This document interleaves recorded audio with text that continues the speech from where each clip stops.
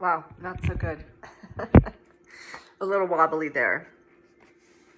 Hi. How is everyone doing? I'm sick again, or as I like to say, I'm purging and clearing, is how I'm choosing and like to look at it. So I'm taking care of myself. So, and trust and hope that all of you are as well.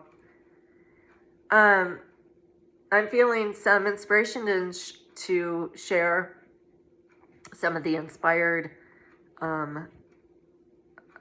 stories that I've written and shared and had published in a couple of books. This one is the first one.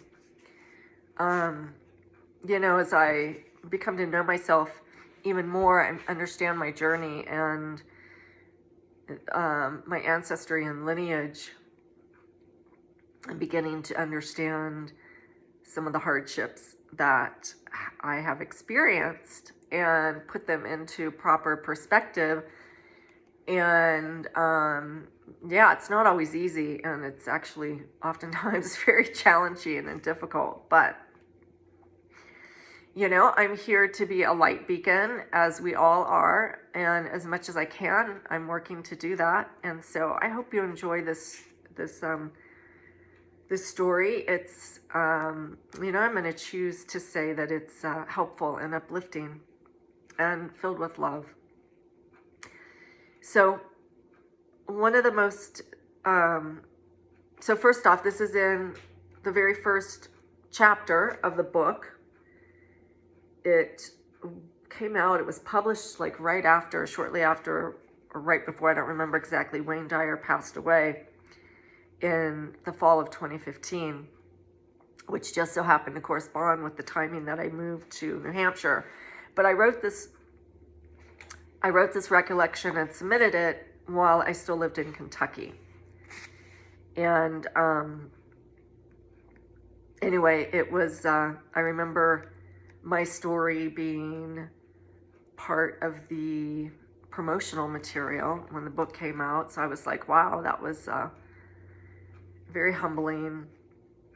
And it's the first chapter, the first story in the book. So here goes. One of the most profound and life-changing moments of my life came when my oldest son was 8 years old. Sean had always been a sensitive child with wide eyes, a heart as big as the sun, and a smile that could light up the room. I had been the type of mother who loved her son and fulfilled all of his physical needs, but I always felt a missing connection, a bond I so desperately wanted yet didn't know how to obtain. At the time, I didn't have the spiritual or energetic awareness to define it. I simply knew that Sean could feel something missing, this missing bond. I tried to compensate by taking good care of him and showering him with affection, but I was over-controlling and angry. I didn't want to be that way, and I tried not to be, but it was like this impulse had a life of its own. My controlling manner was on overdrive one particular day, and that evening, when I tucked Sean into bed, he began to sob uncontrollably. As compassionately as I could, I asked him what was the matter, and he said that he wanted his mother in heaven. I inquired what he meant by that, and he told me that he just wanted to be with his mother in heaven and couldn't take being here anymore. This began to scare me, but I gently asked him what his mother in heaven gave him that I didn't, and he said, pure love. I could feel my heart begin to soften as I looked at my son in so much pain, missing something he so deserved, and there was no doubt in my mind that what he was telling me was real. As I continued to talk with him, he explained how his mother in heaven, along with God, told him to pick me for his earthly mother, and that he remembered being inside me and it was dark. I asked Sean if he recalled what God looked like, and he described him as a being of white light and full of love. I knew in this moment that Sean had just given me and himself a gift, a remembering from this little boy who wanted his mother to give him pure love.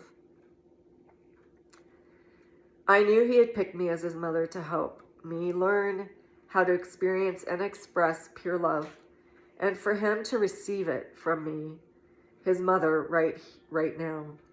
This day began my journey to the awakening of the Divine Mother in me right here on earth. Reading this now, I can feel it, the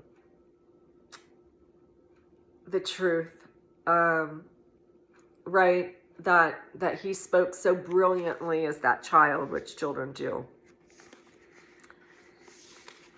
But that each of us long for, that each of us deserve, that each of us at varying degrees receive that pure love.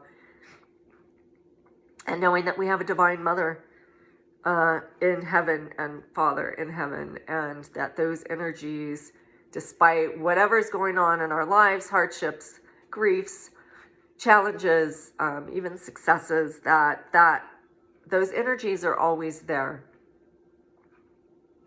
So I hope that this touched you in some way, and I thank you for your time, and thank you for listening and being with me, and I love you all very much. Have a wonderful day.